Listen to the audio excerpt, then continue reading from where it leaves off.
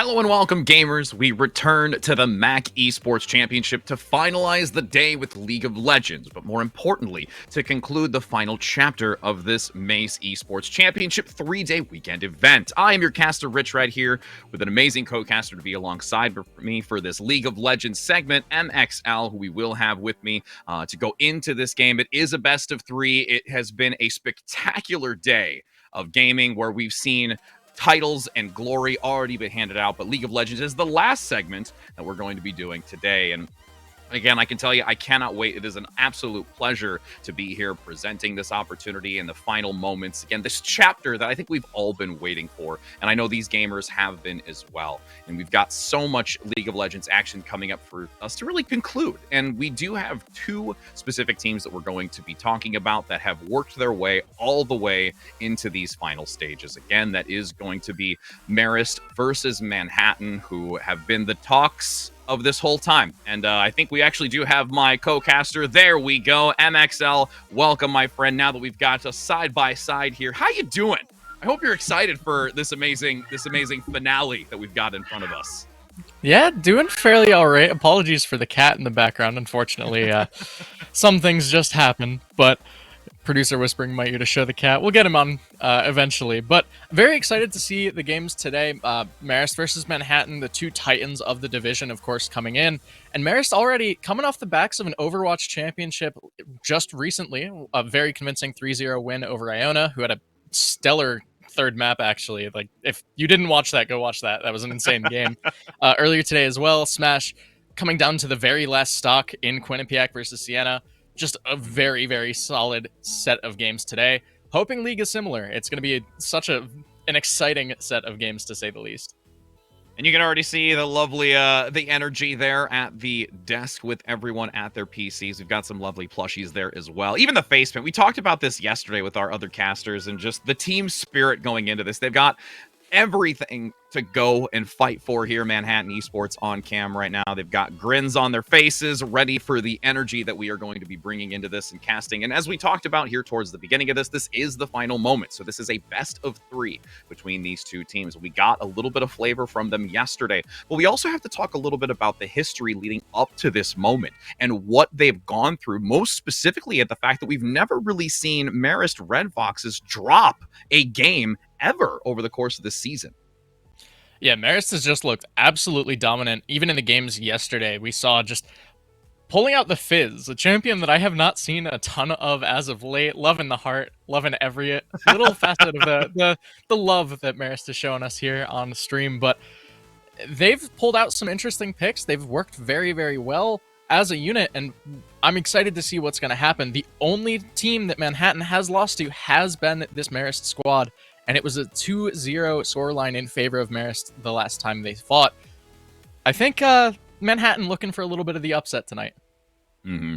And I just also want to piggyback off of just the excitement being on stage here. I know we're getting into the picks and bans, but to see all these gamers here in person, having the environment and that energy changes things significantly. I mean, it's one thing when you're playing from your dorm room or from a local campus arena, but to be here on the main stage, to be able to perform and demonstrate your capabilities as a gamer with your team, this is also a little bit of nerve-wracking in seeing how these teams are going to play on this main stage going into this grand finals moment. Ooh, and something interesting here. Looks like Manhattan going to be stealing away the Lux. This is one of the big things in my notes from this game. Yeah. I was looking at Nate the Great, basically just a Lux main, so much time on that champion, so not too surprised to see that being prioritized at all in the draft. Interested to see the Zeri still being banned even after some of the nerfs, and Jinx going to be banned away. This is something that I was also expecting to see Marist just constantly take off the table.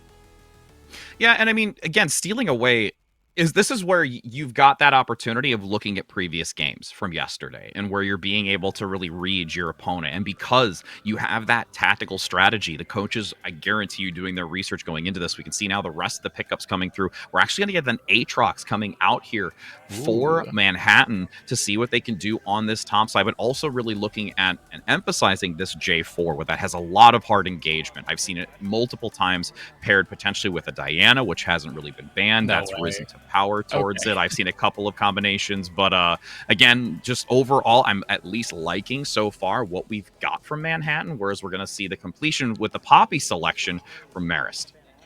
Yeah, seeing some interesting stuff here. Marist and Manhattan changing some picks around.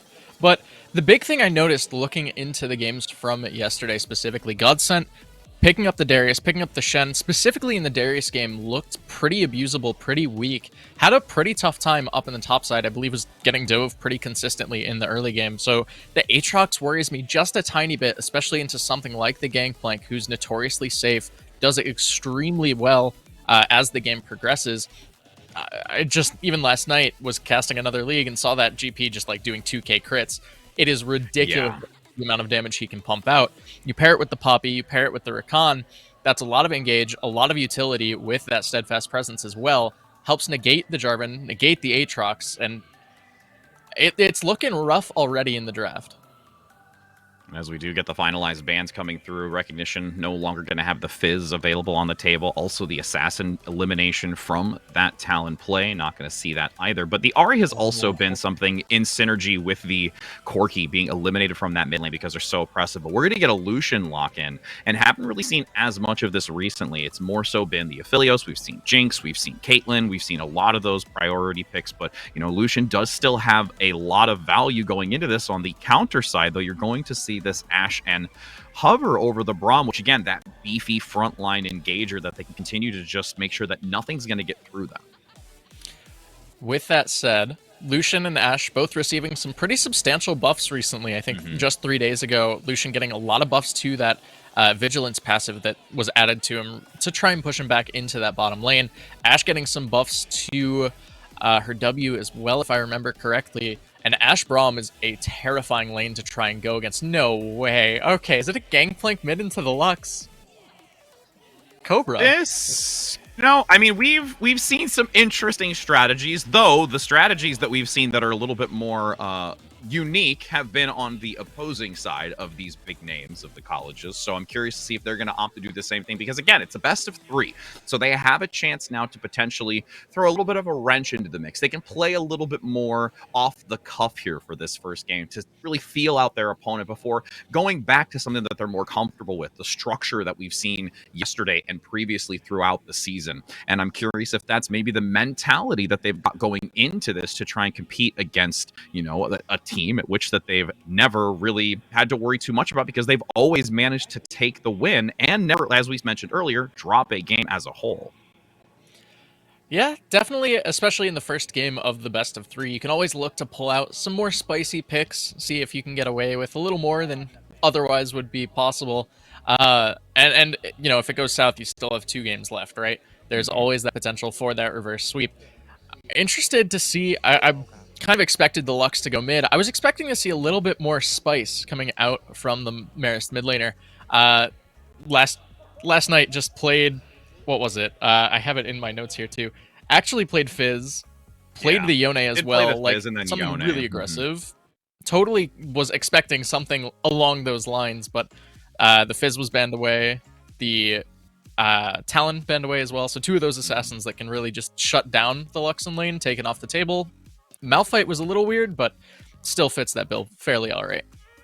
Well, and when we also just kind of talk about like the overarching play from these individuals, Marist, you know, coming out as that dominant force that we've seen consistently throughout the season and in these playoffs and now into the grand finals. They've always really been clean from start to finish. Definitely when we talk about the second game yesterday in their semifinals matchup, they were so much more refined. Their synergy that they had was really, really clean. And again, there was a big comment that you even made when we were looking at some of the VOD reviews, is just that synergy between Rando Main and Cobra. Their understanding and this ebb and flow between the 2 of them and how they're able to work through their lane and also just be able to understand where their strengths are to take that, you know, counter position. Or even if they were the ones that, let's say, didn't initiate an engagement or a gank, they've always been the ones to be so responsive and reactive to turn it around in their favor, regardless of an outcome that you would think wouldn't rightfully go in their favor. Yeah, and even across the games that Marist did end up playing yesterday, Game 2, they drafted an Ezreal Lux. That is the definition of we're not playing through bot lane at all in a lane. they take the Zac Fizz as the lane pairing in the second game, the Zac Yone in the first. It looked so oppressive, so dominating over the course of those 2 games. And I think if you're looking at the side of Marist, a lot of what they look to do is just going to be based around this jungle mid lane tandem. If they're able to pop off, if they're able to start snowballing either themselves, the rest of the map, whatever it may be, Marist is a terrifying force to try and deal with. I mean, the other part too is they played with their second game being, of course, the one, for those that might not have seen it yesterday, the one that was a lot more clean. It gave more agency to Nate on this Lux to play elsewhere, because Ezreal has such a safe bottom position. Like, you can really just leave Ezreal to their own devices. They have an evasion, they have an escape. They don't really have to be babysat nearly as much as we've seen in others, like when you talk about an Aphelios. If you leave an Aphelios and there's some kind of heavy mobility, you're going to find yourself having a bad day. So in this case, with the composition that they've got going into it, it's going to be something I'm really curious to see how well they can play. But on the reverse side, when we talk about Manhattan, they've actually been more so of a team that can recover and adapt very well. Towards their earlier part of the games that had happened yesterday, they found themselves at the short end of the stick. They were behind. They were able to rectify a lot of that by getting objectives, finding more favorable encounters either towards that bottom half towards river by dragon objectives, or even rotating to get dominance into other lane prio. So there's been so much from them as well that I'm really curious over the course of the season and now going into these grand finals that they can continue to bolster to then have a real opportunity of, as you and I even talked about, maybe just taking a game away from Marist. Yeah, and that's something that Marist we've never really seen on the back foot in terms of series, right? If they come into game 2 and they're already down 0-1, I'm interested to see how that will really impact them. You mentioned a little bit weaker of an early game coming out from Manhattan normally. Game 1 in particular yesterday, just Darius getting abused. Godsent did not have a fun time at all in that matchup, but they did manage to turn it around off the back of the Zillion Karma pairing alongside the Jhin, the Poppy that they once was picked up on the opposite end. But we are getting into game, and I'm beyond excited. Actually, Godsent going for the Ignite as well. Such an aggressive decision coming out of the top lane.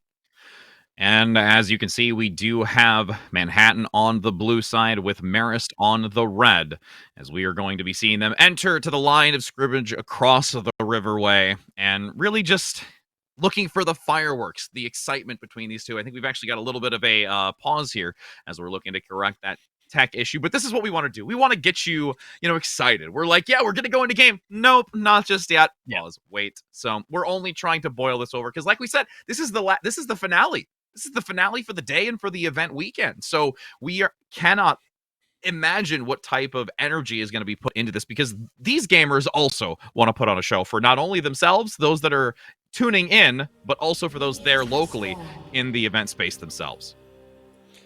Yeah, I definitely agree. I think putting on a show is the name of the game here. We've got some interesting decisions coming out as well. Both top laners opting into the Ignite. I'm extremely excited to see how this will play out. As anyone who watches Ignite top laners in solo queue, in pro play, wherever, that is incredibly aggressive. It makes any top lane incredibly volatile, and if you're able to get a lead off of that Ignite, it can be so hard to shut that champion back down. Gangplank scales incredibly well. Aatrox with any sort of a lead. It's not going to be a fun time if you're the Lucian, to say the least. So very interested to see how that will play out.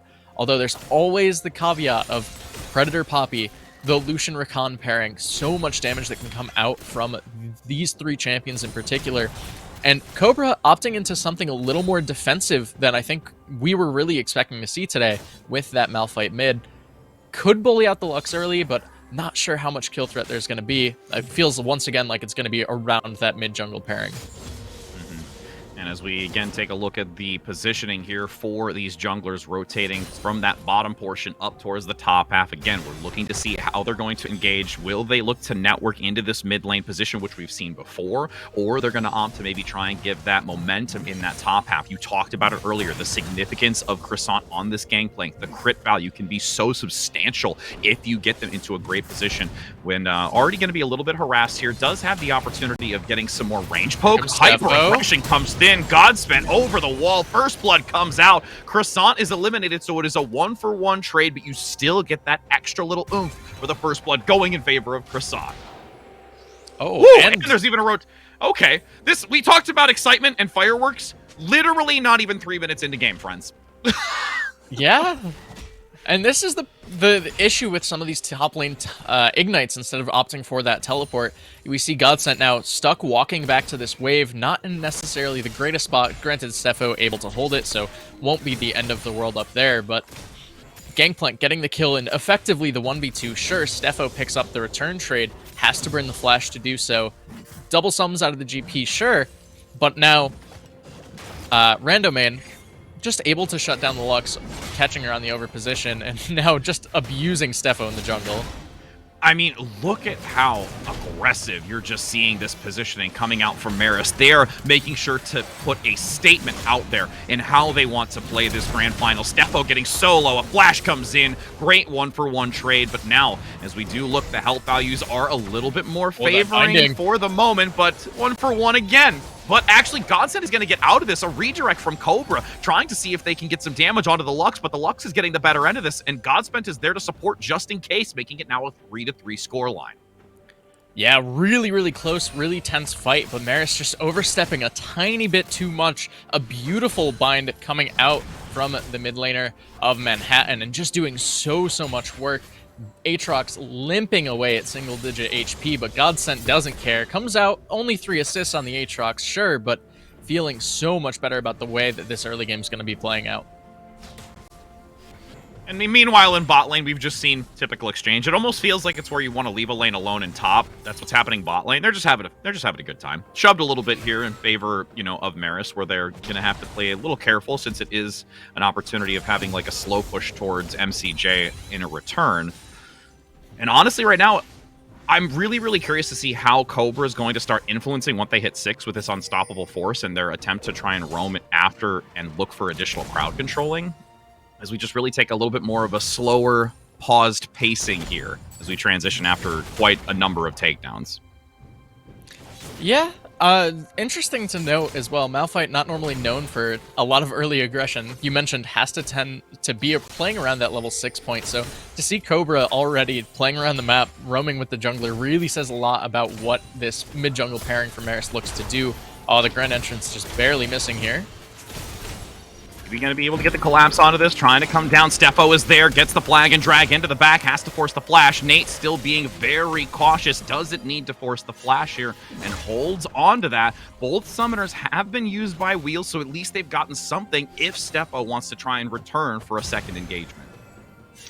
Yeah, a little bit of a misplay, I think, coming out from Stefo as well. The stun coming out from the Braum onto the Lucian. The flag and drag just goes a little wide, and unfortunately that does just let Wheels take the flash and the heal out. Now Godsent and Bandit fighting up in topside. Godsent actually in a good position, getting a lot of damage at the start, but unfortunately Croissant should be able to get this, closing the gap dash. Umbral maybe going to be able to do so. No, doesn't get it, and Godsent just barely escaping with their life as the movement speed comes in swiftly, knocks them into the wall. There is an easy pickup potentially, but Stefo is there to help and bring the health value so low, doesn't have the ability to drag forward to get the melee onto Randomain. So both come out again with no takedowns. Yeah, really close fight. I think, again, Stefo just using that Q, trying to get just a tiny bit more damage. Thought it would be enough. Oh. So close. Beautiful. But yet so far. Now we just take a pulse of this. And honestly... Again, I feel like it's going to be these peaks and valleys. It really is in these early stages of the game. And it's because Marist has been more of the one to try and lead the aggression on every front. Top lane, mid lane. And the only real opportunity to counter it is in this bot half from Manhattan. Yeah, and you mentioned it. The counterplay is in the bot side, but Marist already looked a little eagerly towards that Drake, I would say. Darwin's still in the area. Granted, does want to be taking a reset now, so we'll have to see what's going to happen. I think the vision control coming out from Manhattan around this Drake, though, should signal a lot of pressure that Manhattan's going to be looking to put on this neutral objective. I think Marist has the potential to look, but with Poppy starting to path up towards the top side, her focus more than likely is going to be on this Aatrox, and we will more than likely see Stefo look for the repeat gank bot straight into that Drake at this around 8.5 minute mark. I mean, especially since you've got both summoners down. Again, the heal and the flash were expended by Wheel, so they've got the chance to collapse on it. But the only good thing is that you at least still have the flash available if Nate wants to go for potential engagement or has the ability to escape out if they have to use themselves as more of the shield to prevent that engagement. But you were mentioning how the rotation was going to come out from Rando up top, but has actually opted to go into this bottom position. They've spotted them out, not really from the vision, but just because they postured a little bit too forward, and you had Manhattan with full visibility on it. Yeah, Randomain's coming back, though. Going back in, there's going to be that aggression forward. Grand Entrance can't really get too much. You've got the flash out defensively, trying to see if the Braum position can escape. Does so, and since Steffo is down below, that gives them a chance to recover and allow Marist to just draw back and not look for any further aggression. Yeah, initially, Jason Woods with that Hawk shot, able to spot out Randomain, trying to look for a little cheeky gank bot side. After the Hawk shot is burned, the Poppy starts running away. All of a sudden, Ash Braum think they're safe, and Randomain says, no, I'm just going to walk right back at you. Comes back in, forces out so many summoners from the bot lane of Manhattan, and now that completely flips the way the tempo is playing, as Marist is going to be able to pick themselves up this Infernal Drake first of the game and of the series here today. Aggression comes through, attempted to try and harass Croissant, but once again, Godsent getting the very, very short end of the stick here. Flash comes through, double flash, actually. Double turn, are they going to get it? The health pot is just enough to keep Croissant alive, and that's why you use health pots, friends. It's exactly why you use health pots. Yeah, a little bit of a misexecution from Croissant up in the top side as well, but Cobra's here. No. Yeah. Unstoppable Force comes out from the backside. Attempt, you can even see some, extreme focus. There's no celebration here. Marist just says, we want this, we've got this, we don't need to worry. As a Cataclysm from Steffo into the bridgeway, nice stun into the structure that was put up by Steffo. Rotation from the top position. Lux also going to give that binding in the back, but doesn't get Randomain, has to backpedal. The flag and drag goes wide. You've got a collapse now coming through, but beautiful crystal arrow from the bot to buy a few seconds. Is there a chance to get the return? The heal is there and can't seem to get both of them. Oh my, this is exciting. Yeah, again, Steffo just barely missing out on that flag and drag. Could have turned the fight completely in the favor of Manhattan, but Marist just playing on a knife's edge and coming out on top time after time after time. And oh my lord, Cobra has a lost chapter. It's going to be AP Malphite mid lane. This is ridiculously exciting for the opening game of this series. And this is what I think we all wanted. Let's be honest. I think this is what we've been looking forward to, because you commented earlier on the other game titles, and it was just a day worth of fun. And this is only continuing to bring more joy to us as casters and to those that I think they're tuning in. Yeah, I mean, I was not ready for AP Malphite. AP Malphite was not in my prep notes anywhere, but very excited nonetheless to see it. And I think this fits Cobra's style just a little bit more. We talked about earlier the aggressive nature of some of the other picks we saw during the games yesterday, like that Fizz, the more assassin-focused champions, especially when you're into such an immobile mage like the Lux. I think that has a decent impact. Great read here coming out. Had the wards by Raptor, so Steffo takes full advantage of it, and now is going to rotate up to this top objective. Well, actually, looking to try and just get it out a little bit, and we'll be able to secure this. And there's not really anybody that can test it, because even if you do have Croissant rotate to try and compete, there is Godsent there to assist, despite them being a little bit down in exchange against this 3-2-1 Croissant Bandit. Yeah, and this is the nature, again, of that Ignite top lane volatility. Croissant just continuing to get these advantages, now sitting comfortably 3 kills ahead, down 2 assists, sure, but when you already have that 3-kill advantage, now a 25 CS lead as well, there is just so much gold that's pumped into this gangplank, and it's going to be so hard to really shut him back down. Herald dropped top, but there looks to be a fight coming out bot. Yeah, Rando, Main, and Nate primed and ready. The second that CS goes down, and if they push forward, there it is. Grand entrance. The crystal goes wide. The arrow swings past as the flash comes through. Bazon has to allow their comrade to fall and just look to tuck tail and run. Yeah, unfortunate there. No flash on the Ashe, so she was just going to be doomed to fall. Good flash coming out from Nate as well, just to make sure that you're locking her down. And a good punish, honestly, coming out from Marist. I think punishing the overstep, the over-aggression from Jason Woods and Bazon Josh, just wanting to try and push that wave and get themselves a reset, but Croissant's on trouble here.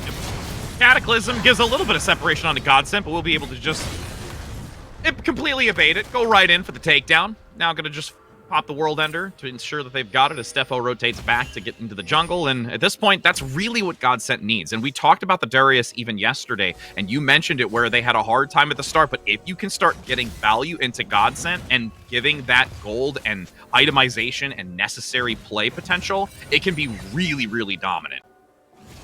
Yeah, and the big thing here is the kill, the shutdown, goes over to Godsent on this Aatrox. Yeah. So much more gold in his pocket, and he's going to be able to play a little better. Keeper's Verdict. Random. Oh, beautiful. Yeah, flash. coming in. Unstoppable Force gonna go shy. Comes in a little late. There's a nice melee and forces the flash themselves. Stefo comes in for an assistance. And you've got Adorazzo just sitting in the back saying, all right, friends, I'm going to look to get the lockdown as well. And there is some potential rotation, though. Croissant comes in. They've dropped their focus from Stefo and now goes for the mid laner. Adorazzo can't survive. Health value's in favor with that mid laner. The AP starts to hurt, and the crit hurts even more. This Croissant is buttered and ready for pushing. Yeah, and, you know, it looks like a really good fight coming out from Manhattan at the start of this. They just go a little too far, dive a little too deep, and it turns out that in the extended fight, it's just the 3v5. The Ash arrow was thrown, didn't hit anybody. Aatrox pushing the top wave, Ash pushing the bot wave. So sure, the fight initially looks so good for Manhattan, but Marist doesn't care. They keep running the fight down. They will pick themselves up their second Drake of the game in that Mountain Drake, which is so potent. And sure, it's traded for that first turret top, but with Marist having the potential for this Hextech Soul point coming up on the next Drake, it's so tough right now for Manhattan. And with the now Hex Gates available, it gives a lot more mobility and positional advantage around those major objectives. Again, we do still have some time. The Rift Herald not up in any moment. The Dragon did just go down, so it's going to be a little bit more attention back onto the lanes and trying to maximize through the jungle. Adorazzo needs to be a little careful, though. This movement from Rando Main could be, again, overwhelming. Nice lockdown, at least, to prevent the follow-up. Stefo is there. It's basically got to go fast right now in this Poppy. With an unstoppable force, their attention is on to the Lux and can't seem to get it. It's still going to be an illusion. Oh, okay. There's the GP coming in from the top, able to get the takedown. But now I think that you've got Marist aggressing far too forward, and they lose out in this, losing 2 versus the 1 here for MCJ. Yeah, Marist now being the ones to over-aggress themselves. It looked like they were starting to get comfortable with their lead, but that just seems like they're getting a little too comfortable, to be quite honest with you. And you just don't need to force there. There's nothing you're fighting over. Even if you get those kills, there's not really a turret you're going to be able to get as a result. Neither neutral objective is available either, so it just feels like fighting for the sake of fighting, and they come out on the losing end of it, now sitting at just under a 2,000 gold deficit. Manhattan starting to come online at this mid-game. As we reach this, again, middle position, this mid-game is going to be one to really keep an eye on, because this could shift if you have Manhattan able to find value and really be able to basically outmatch this aggression. And they've been reading it very well. Their reactiveness to the heavy mobility and the unstoppable force from Cobra has been a lot more well-read than we saw initially in the first couple engagements, and that's something that they really have to hold their hat on, because, again, what we've seen, they've been playing behind against this team who has been the talk of this MAAC championship, and hoping that there is an opportunity to shut them down. Yeah, and I mean, it feels a little backwards for us, right? We were talking a little bit off air how Marist has been this team that's been very dominant in the wins that we've seen them have.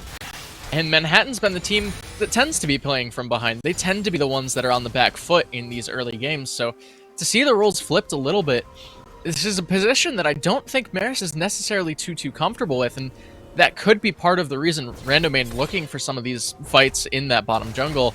We'll have to see what's going to happen with that Hextech Drake now spawning in 2 minutes, Baron in 2.5. I'm expecting to see more focus towards that Drake in particular, but there's a chance we see a play around that Rift Herald. A lot of members of Manhattan playing up towards that top side. Yeah, I was going to comment on that as well. The vision's also heavily placed in the river position, knowing that that Rift Herald is coming up in just a few seconds. You can see the timer just continuing to reduce there on the map, turning yellow.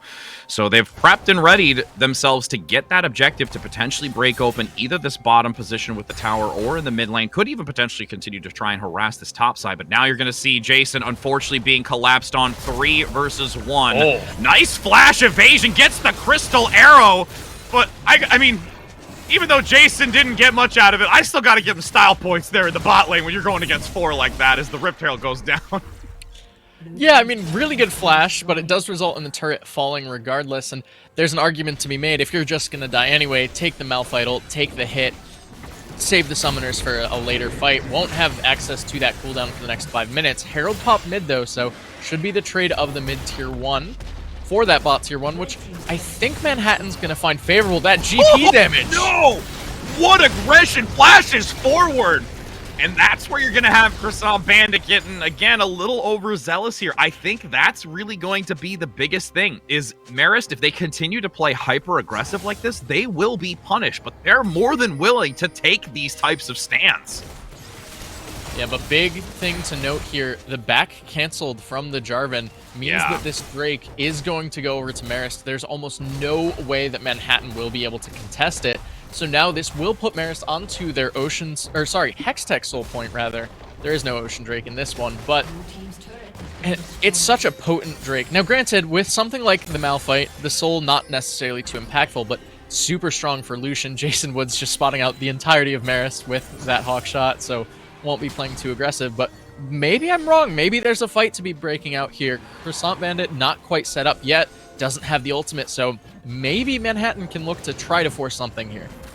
I mean, they really can look to forfeit it since it isn't the Dragon Soul, as you mentioned, so they could look to just try and harass here to see. The blood continues to boil right now, and the intensity continues to rise as now Rando says go! Flashes forward, gets Jason locked down. Beautiful Fissure in the back from Bazon to try and slow their momentum, but isn't going to be able to block that much damage. The culling comes in, dwindling the health, has to flash out upwards as Godsend has their eyes on Nade in the back, but can't seem to close the gap, and you have Marist dominating by this Drake and easily going to clean up for the third.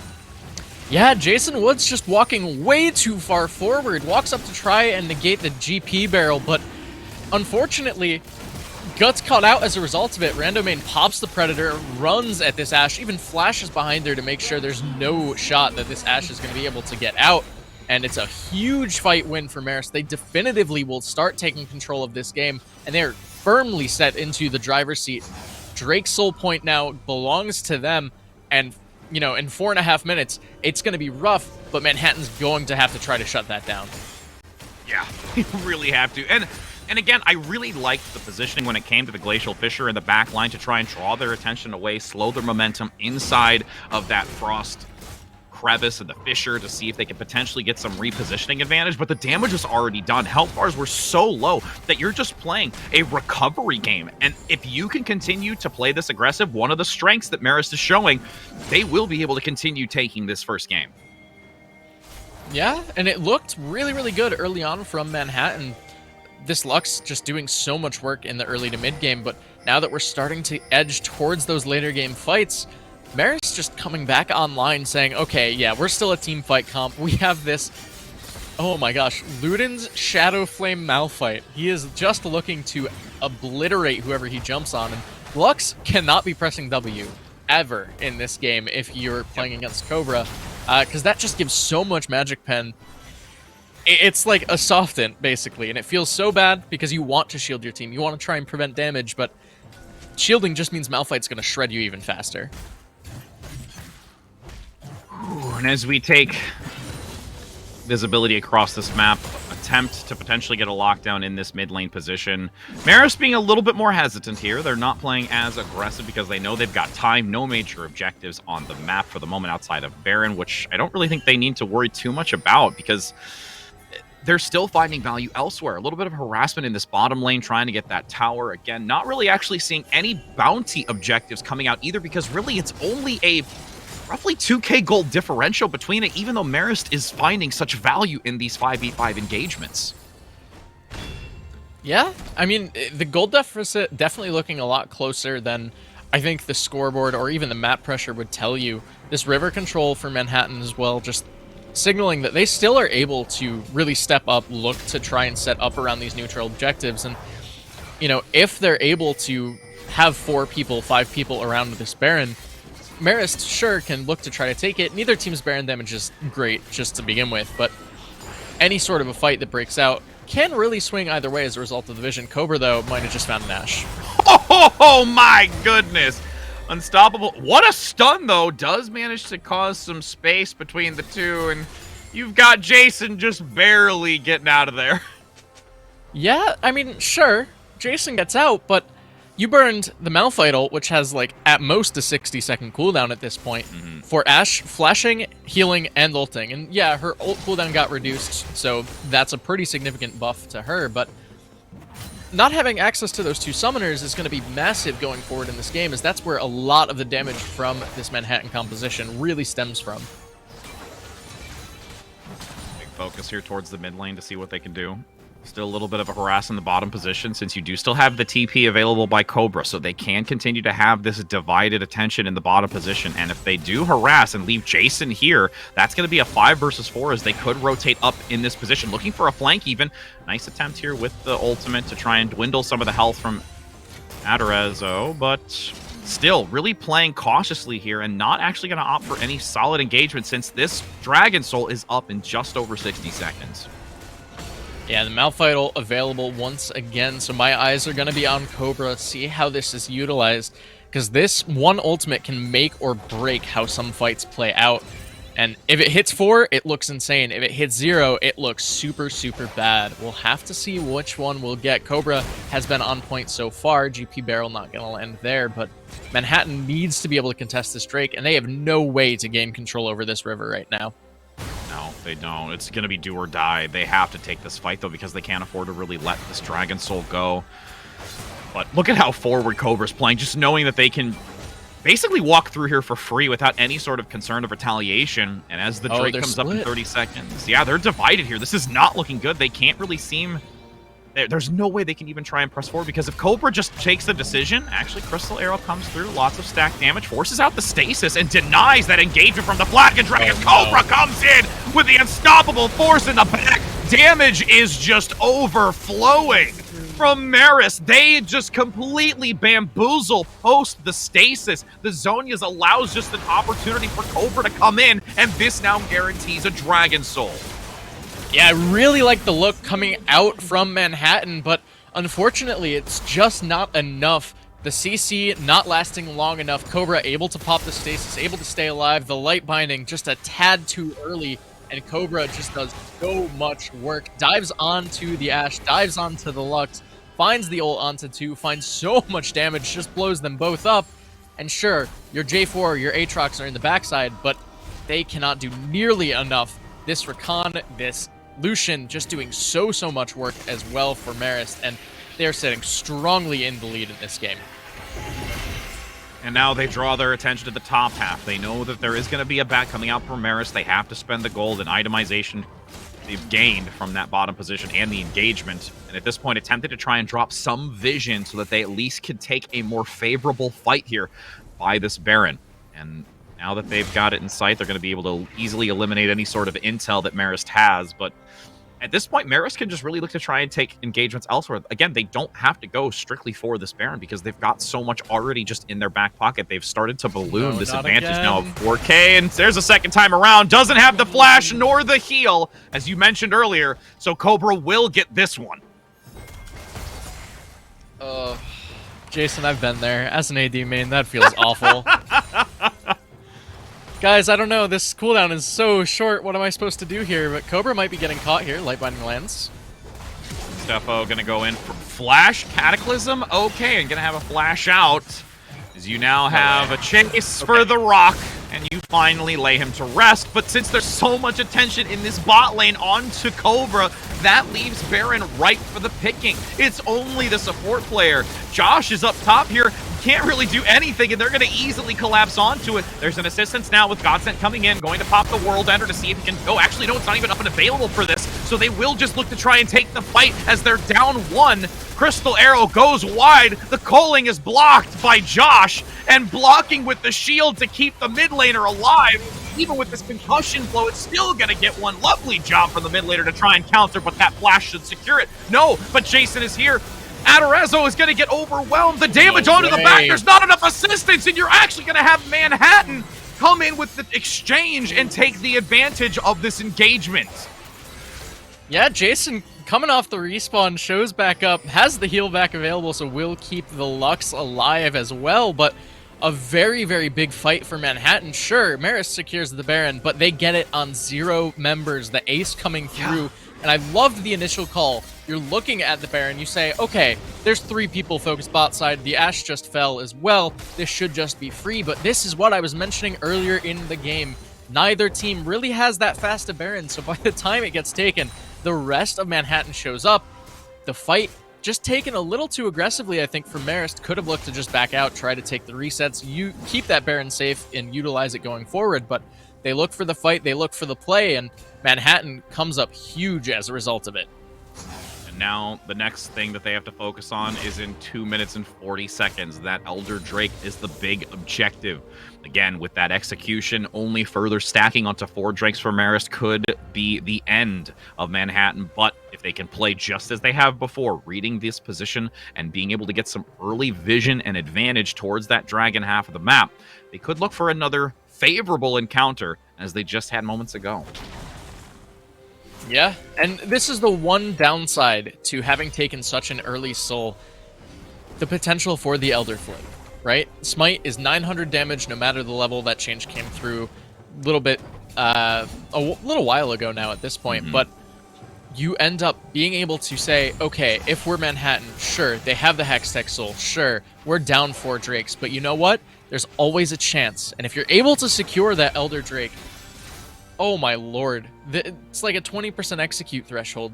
It is so much damage, so much free damage, and yeah, it doesn't matter how tanky this Poppy or this Malphite is, if they just have strictly 20% less HP than what they would normally have otherwise. And because of the damage that has started to really escalate from Manhattan, there is a really great opportunity for a single pick potential. If you get that early numbers advantage, it can be so devastating. But the other side of it is, if you do have Marist managing to gain it, when you've got an unstoppable force pummeling multiple members, if they're in the radius, getting them that low for an easy follow-up by either potentially the culling or even maybe just a hard crit from Croissant, that's also easily over of an engagement. Yeah, we'll have to see. Final Spark used early. Oh no. They're going to look for a flank onto Jason in the back, and Woods goes down. Easy opportunity to collapse. Gets the double. Unstoppable force collapsing. This was beautifully done in such a well-read positional advantage. There was no vision in that bot half by Raptors for Manhattan to even suspect this position. Yeah, just really good vision control coming out from Marist as they will punish the overextension. They will punish the usage of that final spark. They're gonna take this tier 2. I don't think they'll look for the fight, but Elder Drake spawning in 20, you're gonna have the Ashe, you're gonna have the Braum. Lux should have the ult available as well, but it almost feels like this Elder is just free for Marist going forward, and Stefo has to go for some sort of hero steal in order for this game to come anywhere close to in favor for... No way, the arrow! Oh, the arrow's gonna land. Are they gonna look to take this? They're still down a member. This is such a ballsy play forward. Steppo goes for the engagement and falls shy. Godsent doesn't have enough health value to turn this around. That was a Hail Mary of a play from Manhattan, and unfortunately it's not going to yield them any value, as you've got Marist retaliating instantly. They had such a stellar, coordinated play. The composition in which they had, which we were curious to see how it was going to pan out, works out very well with Cobra, especially on this Malphite. And that allows them to take this first win so far and put them on match point for this conclusion of the League of Legends Championship. And look at the excitement. They know it. They're feeling good about it. Oh, yeah, and I would be too if I were in their shoes. A beautiful arrow coming out from Manhattan's AD carry, actually. Jason just pulling the trigger, really liked the look. Unfortunately, it didn't quite seem to be enough. A really, really, really, really good steadfast presence coming in from the Poppy, denying the Jarvan follow-up, and just so much work done there. Very excited to see what's going to happen going into the second game. Some of these highlights, like this Lux was just ridiculous. So much Yeah. damage, but Croissant still coming up huge on that. And there were a lot of plays that felt really back and forth across this game. I mean, that was probably where it was most close, honestly. The first 15 to 16 minutes, it started to pull away, of course, that we saw more so in Marist. And just this mobility and utility that all of Marist had in these engagements was so dominant. And also the ability to just allow Wheels in the back to have free reign. There was no ability to ever collapse on this ADC and had all the time in the world to do whatever they wanted. Yeah, it felt a little bad if your wheels on the Lucian there. At one point in this game, I believe I looked down and saw 0, 1, and 11, but the big thing that stuck out to me was, again, the jungle mid synergy from Marist. Cobra beautifully executing this Malphite. Every ult felt extremely impactful. Random main, well, okay, right as I say it, Cobra getting done dirty on the replay. It's the irony. It's the irony of the course. replay. Random main, just beautiful timings on the W's, negating what Stefo was looking to do, negating a lot of what Godsent would have been able to do. And sure, a throw here or there, such as that fight that broke out, but very well played as the game progressed from Marist, basically from the Baron onward. And this was such that great read. No vision down below. They rotate through. They completely acknowledge it. Rando comes in for the CC and just allows Cobra to get enough damage area-wise, and the two funnel into Wheels, who is just close there with the calling to give a follow-up as well. It was just so well done. And again, it's just that map presence and awareness that is also really something to highlight Marist for and what they've been able to take advantage of. They've always seemed to have this one step ahead positioning against Manhattan, but as we say that, though, Manhattan does still have a fire within them. You can see it. They're focused. They're knowing that that was just game one, and they have to lay everything on the line, as we're actually going to go lightning fast into our next game. They are not wanting to wait. They do not want to let their hands settle, and they're going to come in quickly with this pick and ban phase.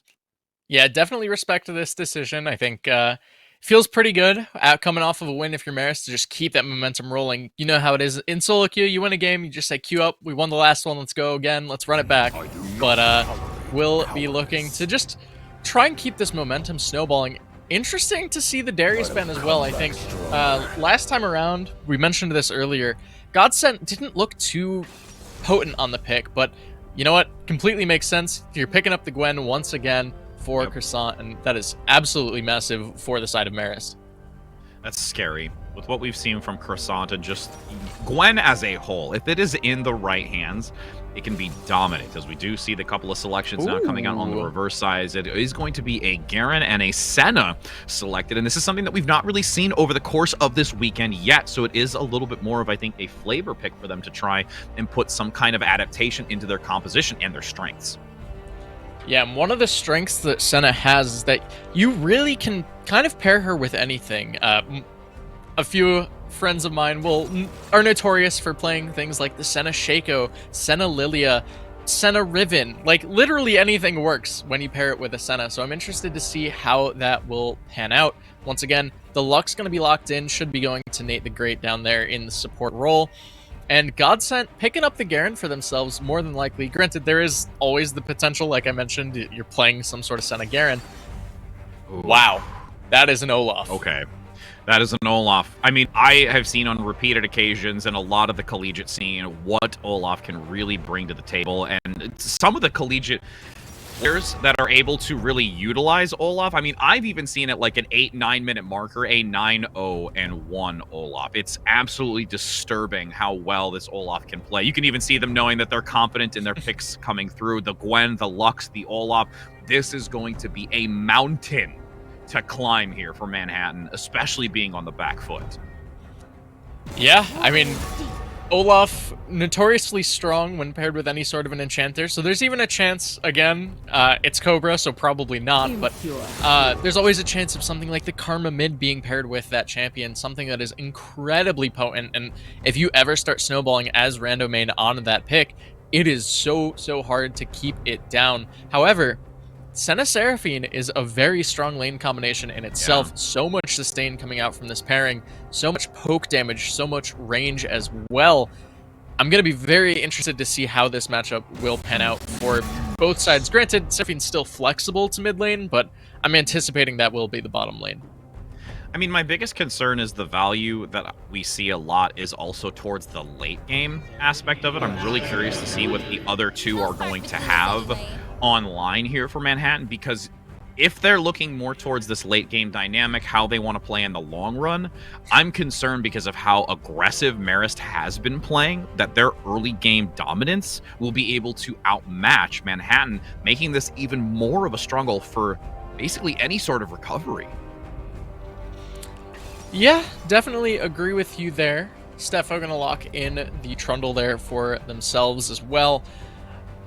Pretty decent answer into the Olaf. The one thing that Olaf tends to struggle against, his ultimate does make him immune to all forms of crowd control, but it does not make him immune to player-made terrain. The Pillar is a pretty good source of that, not necessarily to the same level as the Anivia. Oh, no. No way. Talon's going to slip my through. Lord. We're going to see the assassin come out and how valuable that can be. This composition right now is quite unbelievably impressive. Yeah, I mean, the one concern I have when it comes to these assassin mid laners is always going to be their potential if the game goes even, right? If you're not able to start doing work as Cobra on the Talon pickup, it almost makes the Talon not feel really worthwhile. It doesn't make it feel like it's going to be the pick that will win you this tournament. But you get 1 kill in lane, you get 2 kills in lane, all of a sudden that could completely warp what's going to happen. Cassiopeia going to be the response into it, and that is such a fun time in mid lane. Yeah, fun time indeed. As we do get to take a look now at the overall composition. I mean, you do have the Olaf, which we talk about as being a frontliner with the Ragnarok, the ability to remove the crowd control, but it's not something as much as where you say like the Garen or potentially even the Trundle in some respects. So there is a lot more of this beefy engagement potential coming out from Manhattan. But I mean, just overall looking at this composition between them, I'm also really curious to see how Nate is going to play being paired once again with the Ezreals. We did see that yesterday. That was something that we did have very, very good history on and can evaluate the way that they play, and it gained a lot of value whether or not Nate stayed with or not. And even just looking at the composition they ran with this Ezreal Lux pairing, they had the Fizz mid, this time around running the AD Assassin in the Talon instead, so it still feels like a very similar composition. Granted, it was the Viego Zac pairing instead of the, I believe it's now the Gwen top lane and the Olaf jungle, so a little more aggressive, a little more skirmishy there, I would say, but still running that same core from the looks of it. So interested to see how Nate will be able to roam around the map with that Lux pick and how effective that really will be as the game progresses. I mean, again, also because the Fizz was banned out, so they did acknowledge that they don't want to have that at all in their hands, especially synergized with how well it was last time. As we're going to be taking a look here at the bracket for those of you that might, again, be tuning in a little bit late here to the broadcast and entering in to see how the League of Legends teams have gotten to where they were. As you will see from yesterday, what we are referencing to a lot of those types of strategies and compositions. It was where Manhattan versus Fairfield, Manhattan moving in, and then also Niagara falling to Marist to ultimately lead us to this grand finals for this MAAC Esports Championships. And, you know, again, it's a best of 3. It's not a best of 5, so everything right now is on the line. They have to be able to take this map away, and I'm really curious if there's going to be this hesitancy that might come out through Manhattan to maybe look for more optimal opportunities to engage, especially with the type of composition that's coming out from Marist, or they might take a little bit of a chapter out of Marist's book and play aggressively to try and find these early advantages to not allow this talent to come online or these other lanes like the Gwen to come online, because we've seen how punishing they can be. Yeah, in most situations, I tend to agree with you. It's one of those situations where your back's against the wall, and instead of trying to play to really take over the game, just play really aggressive, leave it all out there, a lot of teams will just play it kind of close to the chest. They will be playing more so to not lose rather than to win, right? I think in most situations, not ideal. Say hi to the cat, the one that keeps yelling at me. But it's definitely less than ideal if you are playing in that manner. So I'm interested to see how it's going to pan out. I would really like to see a lot more aggression coming out from the side of Marist. I think this is the exact type of composition they want to be doing that in. But if you're Manhattan, you don't need to be playing super aggressive. This is one of those few games where I think playing to not lose might just play out in your favor, especially when you're looking at across the board and you see Talon and Olaf on the enemy team. They don't tend to scale too well. Agreed. Yeah, and with how Garen and Senna and even Cassiopeia, there's a stack full that will really take advantage later on in this. And it's just whether or not you can play slow, but not allow yourself to be overwhelmed. Like, because you can do that, but if you allow yourself to just be sitting too idly, I can for sure see Marist coming out and saying, all right, if you're going to give us an inch, we're absolutely going to take a mile. Yeah, and that's the nature of these compositions where you have the Talon, where you have the Olaf. You try to get 1 or 2 early kills, and you try to just snowball that into like a 20-25 minute win. All of a sudden, it looks insane, it looks unstoppable, but if it falls behind even just a little bit, it can be really tricky to come back in for him. And one of the big things, too, I'm going to also kind of just really focus on is how significant you're going to have the Olaf versus the Trundle dynamic. Because, you know, between the two, the 1-to-1 in the jungle, I mean, I've seen a little bit more of like the Xin Zhao we've talked about and others that are significant into it, but the Olaf and Trundle dynamic, I still feel like it would lead a little bit more in favor of the Trundle personally, just because of their ability to steal it, depending upon how the, you know, Ragnarok is available or not. So there's a couple of different dynamics between the two and how you're going to maybe potentially take a more favorable engagement. Yeah, and I think a lot of my eyes are going to be focused on the jungle matchup. The big thing that sticks out to me is Olaf tends to have a much faster clear. The Undertow just does so much damage. It's a lot of AoE. Trundle, it relies on his frozen domain to have an attack speed steroid, and he's all single target focused. So there's not really a ton of clear speed available in comparison. However, Olaf tends to be pretty mana hungry in his early clear. His early skirmishing is insane. I think it's slightly better than Trundle's, who also is really, really good in the like level 3 fights. But I'm interested to see exactly how this jungle pathing is going to play out. If these two junglers meet up, it could be a very, very volatile early game. Yeah, I was even just taking a moment since you were talking about it, looking just even at some historical data between the two, and they're about par, like about even when it comes to at least looking at their, you know, counter kill ratios, championship kill ratios. They're within only a small percentage margin between the two of them. So, you know, with that data and looking at that information, it really, I think, comes down to a combination of timing and play style and what they're looking to do, like you mentioned, and how that's going to influence. As we are actually going to be heading into game here, we do have this potentially being the final hour for Manhattan. Marist could be able to take the championship and the win for the final game of today. Or is Manhattan going to be able to turn this around with a composition that they feel confident with, play it slow, and manage to take the W? Yeah, very interested to see. Also worth noting, Jason Wood's going to be picking up the Spectral Sickle, locking the Senna for themselves. So this will be the farming Seraphine, has opted into the Phase Rush for a little more survivability. You land 3 abilities of any sort, all of a sudden you run away really, really fast. Actually helps a lot against especially Ghost, Olaf, and Cobra. Yeah. Oh, First Strike Ignite Talon. This is the definition of I'm jumping at you level 2 and just going to try to one-shot you. Cassio really weak early on. I mean, you only have the ability to slither away. You don't have any feet, friends. I mean... And I mean, are you going to start Miasma on Cassio? Like, no.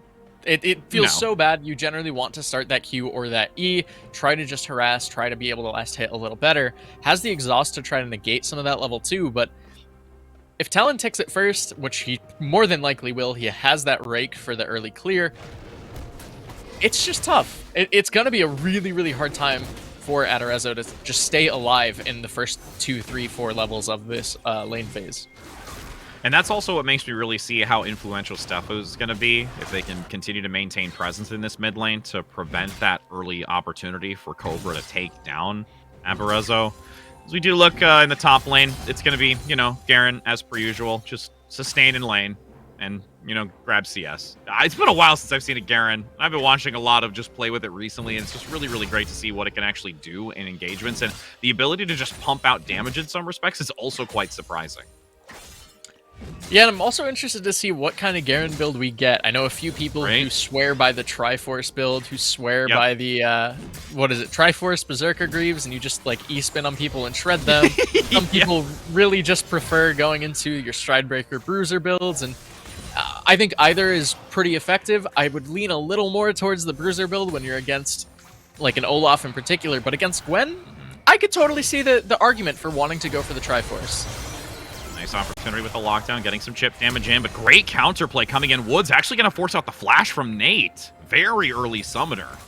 And they're going to come out only being able to really, you know, not lose too much here in the grand scale of things. Yeah, and that is a really, really big flash to come out in the 2v2.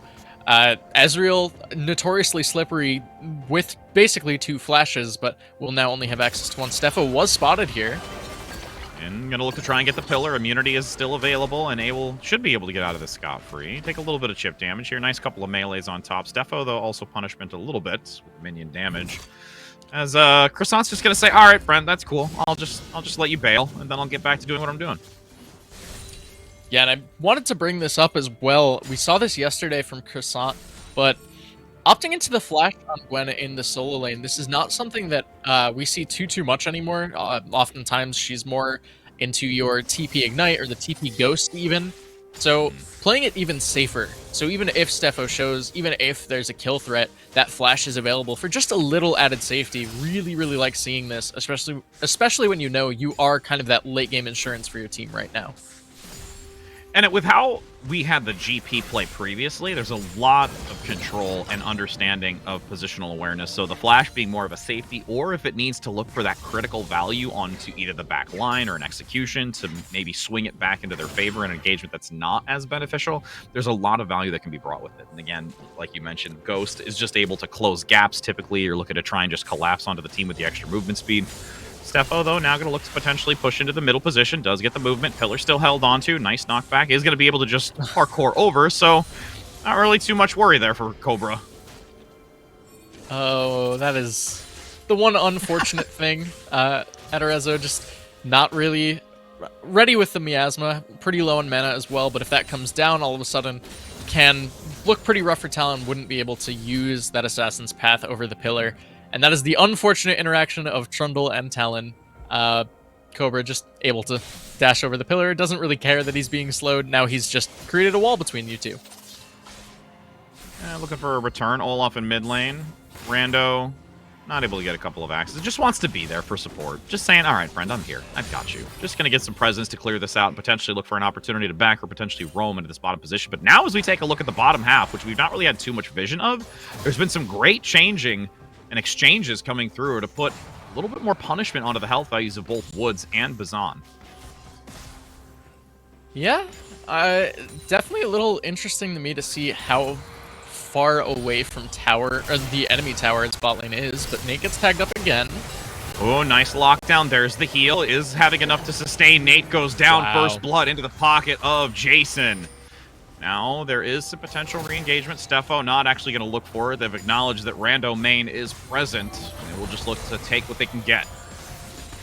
Yeah, and in Manhattan's win over Fairfield yesterday, a lot of the strength that came out from Manhattan was through this bottom lane, looking for these 2v2 kills. They ended up finding it here in this game, and this could be very pivotal for what Manhattan looks to do to try and snowball this game. Senna, if she gets ahead, once you get to that Kraken Slayer, if you opt into that build, of course, it is so much damage, so much range, and she can just pump out all of it without really too much threat. Granted, still have a lot of utility, still have a lot of dive coming out from Marist, so they might have enough answers, but actually looks like we're going to see the Eclipse build coming out from Jason Woods this time around. Not against this either. Okay, interesting. There's still a lot of aggressive presence here. Rando main really just trying to counter jungle here, and they're going to actually rotate around. They're going to collapse here onto Stefo. Has to use the mobility. Flashes over. Just at this point knows that they cannot allow themselves to get capitalized on and will be able to force that summer spell. Yeah, and luckily enough for Manhattan, Ezreal walking back from base, so no real threat of this Drake being taken. Olaf, one of the champs that has been kind of fabled to be this we're just going to give him the first two Drakes of the game kind of champion. He's able to take them very, very early on for basically free. It's a very, very strong early clear. Thus far, Manhattan able to shut that down, the 2v2 kill, preventing, I think, the ideal timing for this Olaf to take that Drake. And now it actually looks like Manhattan themselves might be looking to secure it. As they rotate down position, you can see, yep, they will look to engage it. Since they have also, you know, at this point, they should be able to recognize that Rando Main is going to move up the top half since they rotated into this bottom position. They dropped their ward. They've managed to clear it out, so there's no real hesitation. And at this point, free dragon that they're going to take at this 8-minute marker a little bit later. As you mentioned, the Olaf is pretty quickly able to gain these. But they can pass it over. Not too much here for the first and second Drake, getting a massive value. And there's a lot of pings coming in up top. They know that Rando Main is there, and they're going to try and potentially get a collapse. 3 versus 1, too, especially if you've got the talent from Cobra moving up. Yeah, and I really like this call from Godsent, just walking away from the tower, especially after some of the difficulties that were had on the Darius yesterday with some of those dives. Just respecting where the enemy jungler is, where the enemy mid laner can be. Rando going to be taking up this Rift Herald as well. Good response knowing that Stefo had just taken that Drake bot side and won't really be looking to clear up top anytime soon. So just the traded neutrals in the long run, but first Drake being taken away from an Olaf is definitely a worrying sign for Marist. Be able to gain that Rift Herald so they can start getting some lane prio and which one they want to attempt to try and break down, especially since there is still a good few minutes remaining for those plates for the extra gold. Would not be surprised if they funnel it either into the top half or to that middle segment to try and give the value either to Cobra or to Croissant, as we still keep fixation onto the bottom lane.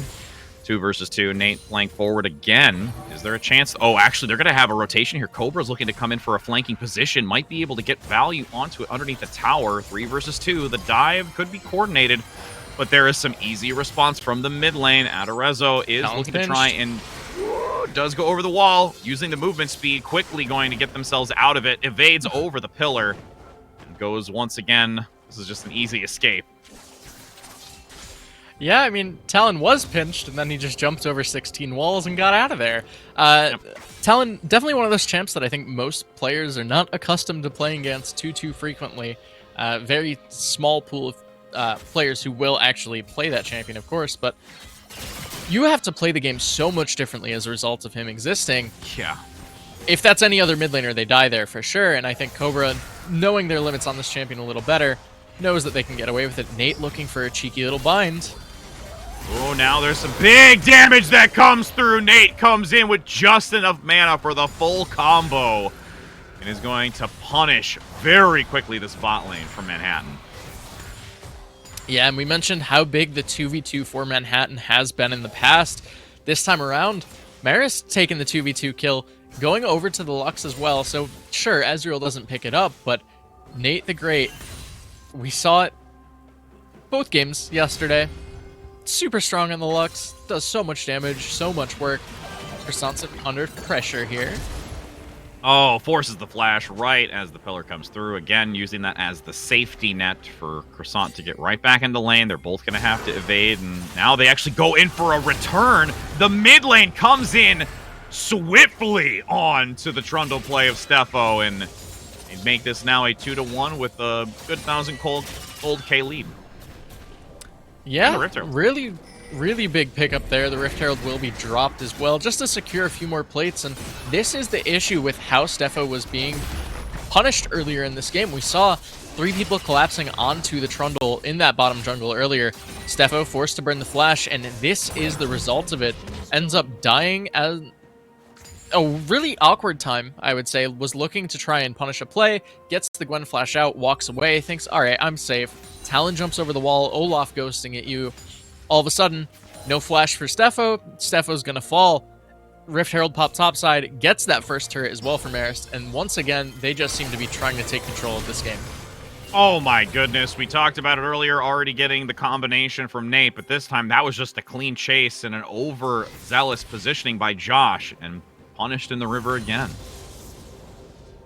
Yeah, and at this point, Lux being 2-1, the Seraphine, the one that's farming, being down 20 CS, being down 2-0-2 as well now. Not where you want to be. If you are Baze and Josh, I think less than ideal for sure. Ezreal's just shifting in. Absolutely goes for the true shot barrage. Cobra's there just in case if they are needed, but doesn't even have to assist. This is now Marist taking full control of this. Nice pillar, forces out the flash over the wall, but there is some nice retaliation coming through. This rotation now from the mid laner, getting a lot of damage, able to do so. Comes in, locking really down that Cobra, so they will be able to have to flee, and this can't sustain. Nice job overall. Petrifying Gaze doing so much work here to turn this back in favor of Manhattan. Yeah, unfortunately, Cobra will just be able to walk away, and I would have really liked to see Stefo just let that blue buff get secured by the Cassio. Seraphine's caught in the pit. Oh no, looking to try and get out. Nice support from the rest of the team to look for the re-engagement. Croissant now getting overwhelmed. The Snip isn't able to do enough damage onto Godsent, and now they've got the Dragon in their sights. There's not enough really to come out on top of this. Rando main and Wheels down below, looking to potentially see if they want to go in on this, but it's a 2 versus 5, and that's not a favorable advantage. Yeah, Final Spark comes in as well. Won't be enough. Rando not going to go over. Probably the right call, I would say, but against an Olaf, not every day you see the first 2 Drakes being taken by the opposition. Manhattan feeling pretty good about that. Down a kill, down a pretty substantial amount of gold off of that turret take, but where the gold is, Cassio's ahead of Talon, which feels really good. Seraphine and Senna super far behind. Yeah, that's to be expected right now. And Garen, even though behind about 600, still feeling pretty alright considering how poorly that lane seems to have gone already. Like, a lot of the shining light right now, I think, for Manhattan is going to be around this Cassio. We didn't even see it, but Cobra just assassinated a Senna. That's, you know, it happens. I mean, pop 1, 2, 3 off screen.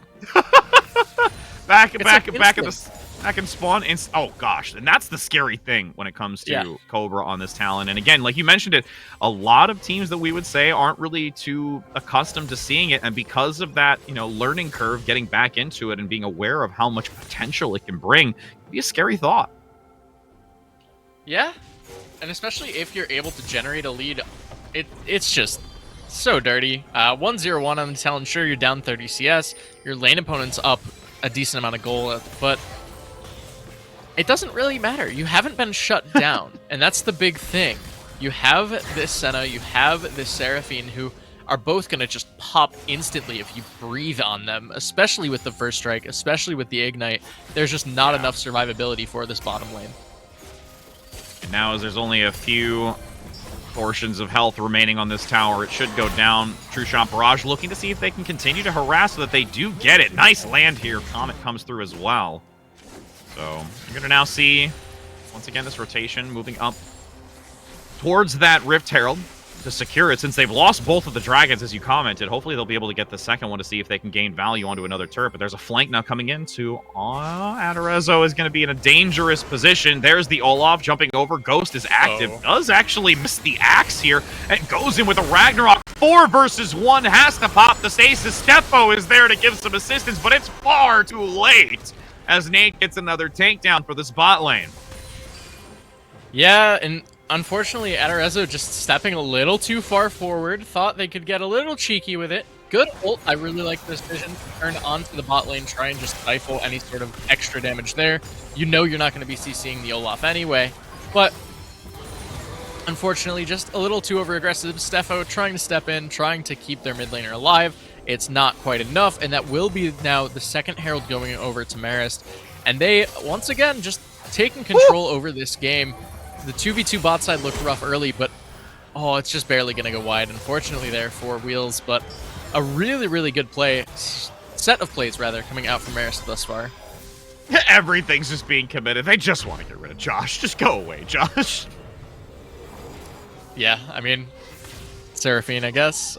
Interested to see what the build's going to be. Potentially could see something like the Leandries coming out with that lost chapter. Potentially a crown, I guess. I'm not against the idea of crown, especially when you're against this Talon, against the Olaf. But against Ezreal and Lux, it feels kind of bad.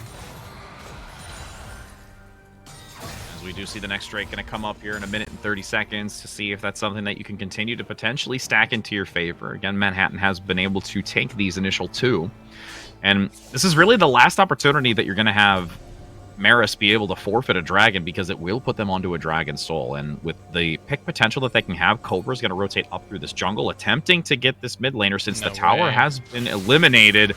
Does get sought out, though. Has to go over the wall. There is Steffo to assist. Double jump. There is going to be a big proc of damage, but Adorezo is going to be able to escape just out of range, as Cobra's not done yet. Looking to go over the wall, coming in. Beautiful, petrifying gaze, and will be able to escape. Takes down 1, eliminating the mid laner, but is going to still have some assistance from Nate the Great to get a 1-for-1 trade. Yeah, really, really well played from this Cassiopeia. Just making sure to get something back. However, the jungler does end up falling 1, 3, and 2 now for Steffo on the Trundle. Not where you want to be on this pick at this point in time. The Drake spawning here in 30 seconds.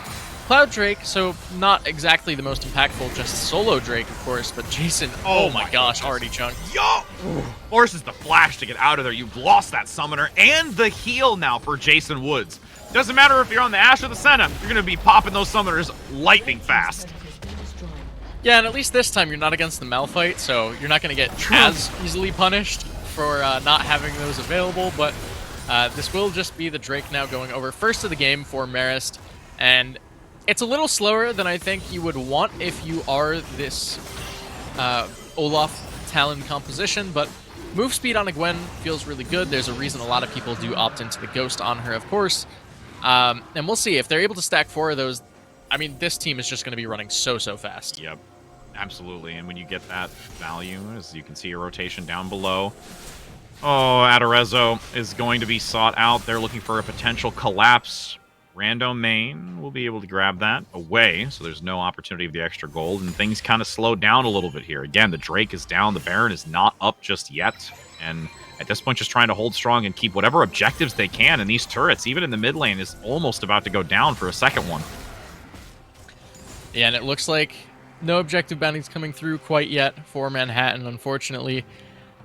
It's tough. They're in a really tough spot right now, I think. They're playing well around getting this vision control around the top side, trying to make sure there's no risk at an early Baron. We see a lot of control around this river, but unfortunately Croissant, sure, 0-1-0, only up about 10 CS. Still Gwen. This champion does so much work as the game progresses, especially into this double bruiser type composition. Garen opting into the Stride Breaker, so we'll have a little extra utility, a little more lockdown potential as a result, but it's still tough. Cobra might be caught. Ooh, Cobra getting a little overzealous here, looking for that vision. Will be able to escape as per usual. It has to be cautious. They don't want to find themselves getting caught out, as we've seen prior, and being easily punished. Yeah, and this is one of the beauties of having the Talon for the mid laner is generally, especially after having the Ghost Blade, just really fast, right? You're able to walk up, try and scout out some vision, potentially put a ward down, sweep a ward out, sure, whatever, and then just jump over a wall. Assassin's Path is a pretty good mobility spell when you're able to utilize it. When you're next to walls, when you're fighting in these jungle corridors, it just gives you so much survivability, so much self-heal as well. And Steffo just getting abused by this Ezreal. Getting chunked. True Shot Barrage comes out there just to see if they can maybe get the numbers advantage. Steffo has to play super careful when looking to try and get close to Wheels again, because they really have been pumping out significant damage, and their throughput is unbelievable. Oh my gosh. Even oh the no, shot. It gets it! Now with a stack there, gets a second! Nate the Great comes in for the layup! Oh my goodness, what a dominant play right now. And all the while in top lane, Croissant Bandit is just having a free-for-all in this second tower. Yeah, there's not really a response. This is the one issue that I see with Manhattan's composition right now is they have really good counter engage with the Cassia, with the Seraphine ult as well, but their engage is just the Seraphine ult. It's just that, or maybe you happen to land a Senna W, right? All these fights are being taken on Marist terms. They're executing beautifully, and there's not a punish that Manhattan can make for that split push, for any sort of over-aggression or overstep. and Wheels is just popping off with the Ezreal. 2 gorgeous Mystic shots being weaved through that fight, picking up 2 kills themselves, and oh my gosh, it just looks rough right now for Manhattan. I mean, they need to, it's so hard because you commented on it. The Mystic shots have been on point, and Wheels has been so elusive. But saying elusive just to Wheels is an understatement, because now if you try and focus on to Wheels, then you've got Cobra. If you try to focus down Cobra, you've got Wheels. It's just this, who do you choose to take the advantage of, and whether or not the alternative is going to be vastly worse. Yeah, and even if you somehow manage to pick one of them off, or even both of them off, you still have to worry about the Gwen and the Olaf, who are just going to be running at your backline. This Senna, this Seraphine, they're not going to be able to live against that in most cases, even with the exhaust for one of them. But Gwen's got a lot of true damage packed into her kit, so not too sure that would end too well.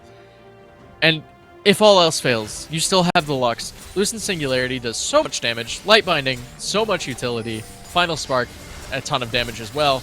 Godsent just finds a Wild Talon roaming through his jungle, knows there's literally nothing that can be done about it, and this jungle belongs entirely to Marist. Oh my goodness, Jason's already on tap L. Here's the follow through. Big opportunity though, gets the shutdown. That's something of value, but in the back line, you're going to have the snip come through. Needleworks as well will be committed. And as I say that, despite it looking like it was originally going to be Marist, there is the ability to persevere through from Manhattan and come out on top. Oh, unfortunately, no ultimate available for the Ezreal. That Mystic Shot just doing so much damage. But regardless of the fight turning out in favor of Manhattan, this does give priority to Marist for the Drake. The health bar is just a little too low from the side of Manhattan, and it just looked rough. Like, Josh finds a gorgeous Seraphine ult to start with, and it looks tough. Nate just, like, flashes into a wall, walks back into the ult. Nothing that can be done there. But with the Lux dead, it looks like that might be the fight for Manhattan. They take the fight, but it's just a little uncoordinated towards the end of it. The Olaf able to run down. Cassio flashing in with the ultimate as well, finding the stun onto 3, doing so much work. Oh no. Just got tapped. That's the issue. Ezreal is so strong right now. 404 has the Prowlers completed, which is a build that's been popping up in popularity as of late. Just a lot of extra damage, a lot of lethality against this triple squishy composition. Not the end of the world. The active is not so much the shining light of it. Definitely more on the mythic passive. The amount of damage it provides. And Baron started up here. Oh no. It's caught out. True Champarage comes through and continues to just harass Arezzo. They can't look for this engagement, and they have to forfeit this Baron. And now you're going to look to see the separation, forcing in these lanes, most likely going to try and pressure that bot lane too so that they can get dominance, or even look to try and just shift into one specific lane to open up these inhibitors, either in the mid lane or the top lane.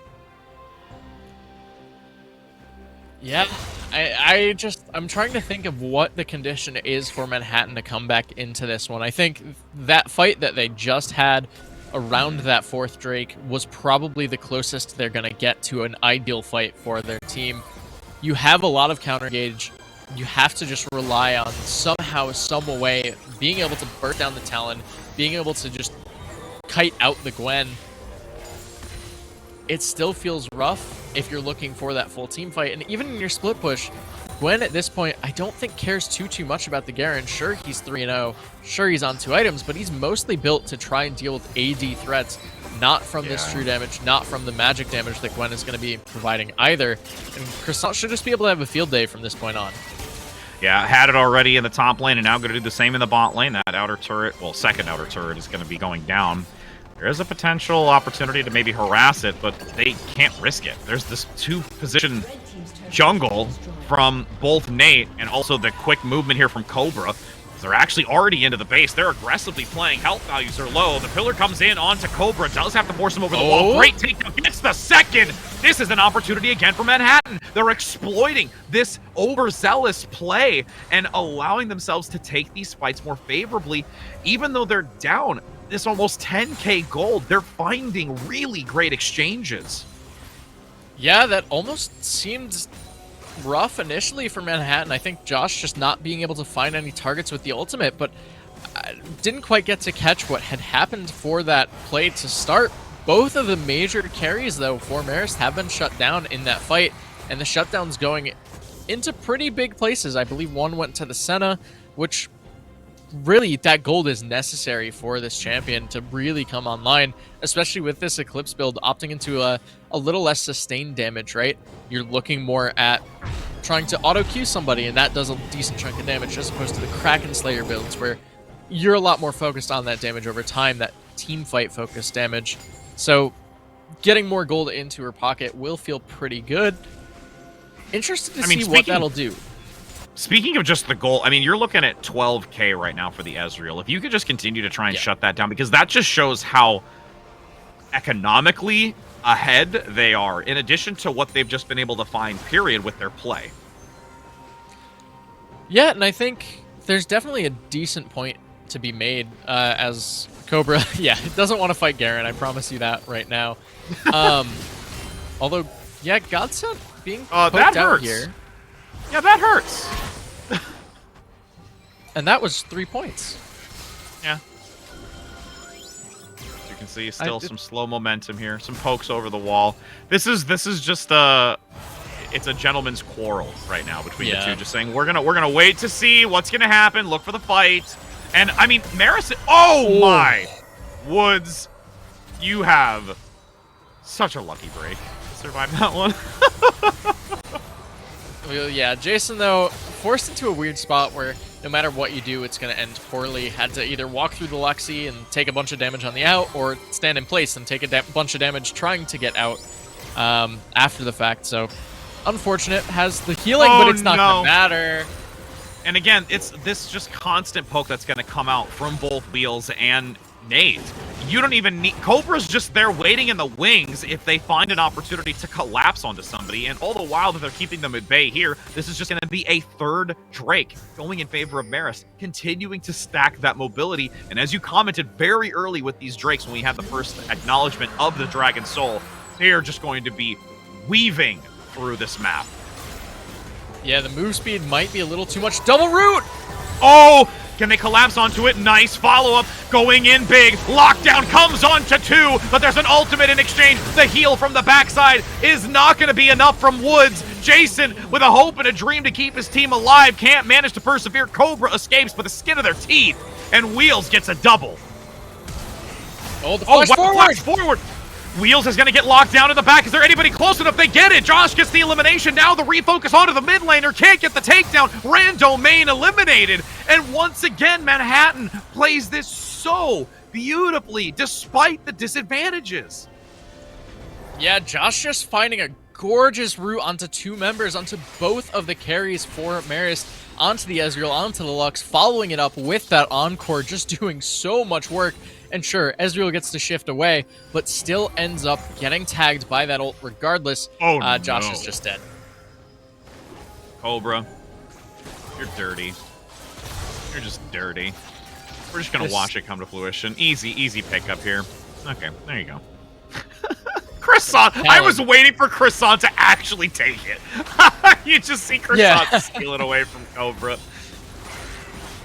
For sure. Definitely, kind of expected that. If that's solo queue, that Gwen is like flashing to secure that kill every time, of course.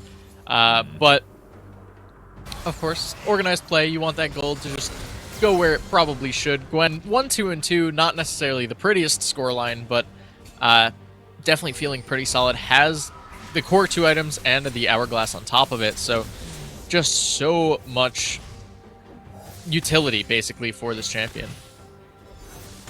As we can see, the gold bounties have been online here for Manhattan because it is roughly about 10k, floating between the 8 and 10k marker. Aaron has come back online and a point of focus here for Marist, since they have been warding and keeping an eye on it, still playing very far forward. They're looking for a favorable fight or a potential pickup by Wheels to then transition to the Baron to get a better opportunity. It does evade the ground control. I'm really concerned. Oh my goodness. Nice happy tail. Not happy feet, happy tail from the mid laner. Okay, we'll let that one. That's why she can't buy boots, right? Like, that was the lore reason. but Nami still can because she wears them as a hat, something like that. Yeah. Regardless, Gotta love it. objective bounty secured in the mid lane, which will be a little more gold going over to Manhattan.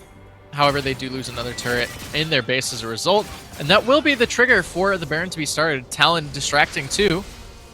Yeah, looks like they will just honestly pop the ultimate to evade, drawing them away. Numbers advantage, as you mentioned, the Baron. They'll be able to pick it up. Cobra with the movement speed and the parkour is able to potentially get to a flanking position if they want to re-engage this from it. He's going in. He's got the vision. They know. You have recognition. Beautiful silence, though. Cobra able to just get over the wall. They're committing quite a bit of this. The blast cone actually not going to be procced since they're attempting to just chase it down. No other walls available. Cobra's eliminated. There comes the sword from on high. Yeah, Godsent. 7-1-0 onto this Garen. I was a little interested to see it locked in so early. I didn't think it would be this potent a pick, but doing tons of work on the champion. It's looking like this is definitely a big window for Manhattan to try and force us into that game 3. Between the Garen damage, the setup from the Seraphine, the setup and damage from the Cassiopeia, that's pretty much where I think Manhattan's relying. You mentioned earlier, basically been sitting around an 8,000 to 10,000 gold deficit, but the fight's breaking out. Does get locked behind the pillar. Steffo is going to just evade that true shot barrage. The Dragon up in 45 seconds. This is Dragon Soul for Marist. They've got the Gwen positioning up top, still having the TP available if necessary.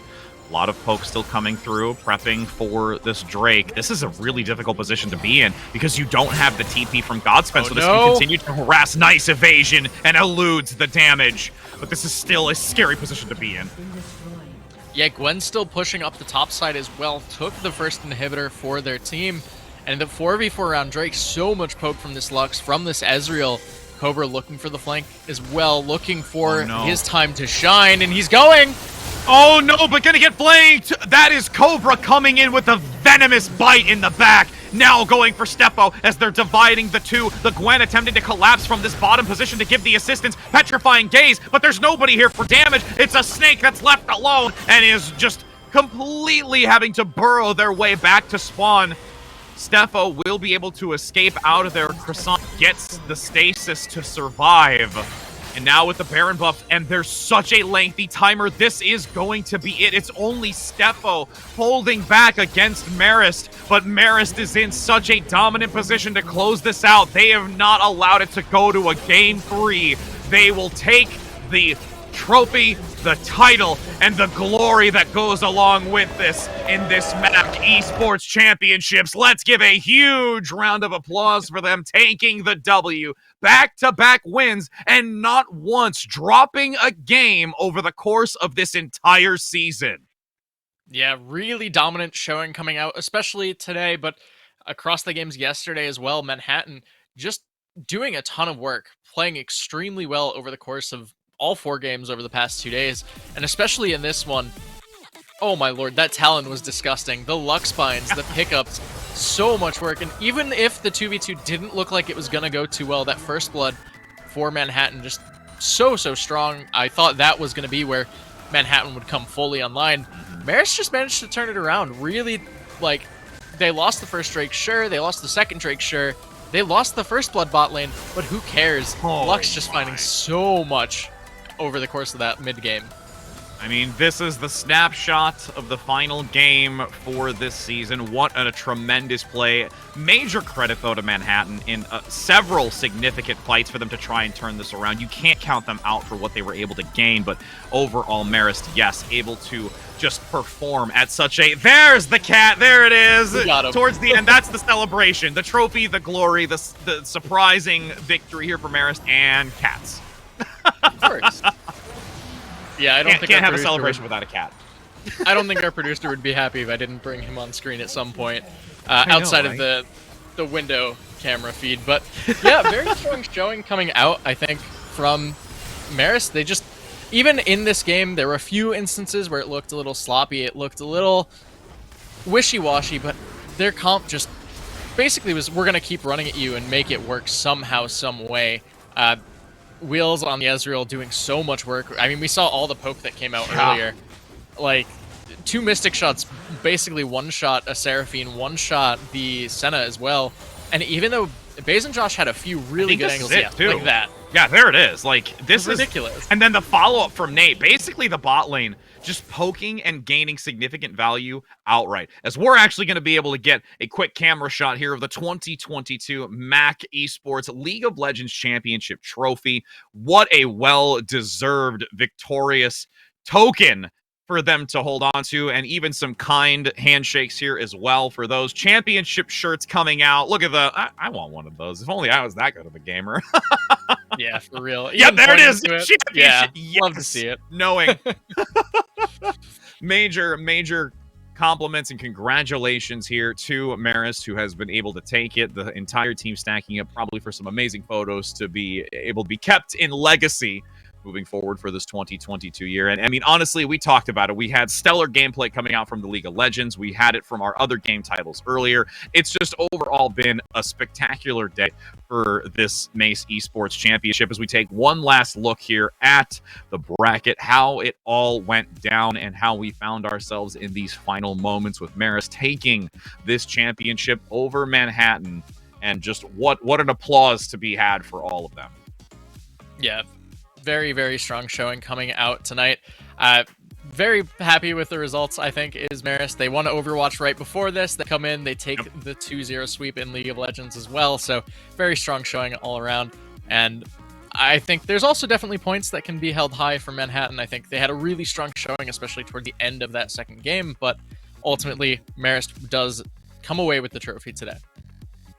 And I have to say, it's been an absolute pleasure being alongside you, my friend. We've not had the chance to really be side by side as much, but it's a great opportunity, as we also do want to give a huge shout out to our amazing sponsor, Showboat Hotel in Atlantic City, who's been one to really give great support and just foundation to bringing this type of weekend to you. Again, this 3-day weekend has been an amazing opportunity to feature these students, allow them to perform and demonstrate how valuable this esports scene is.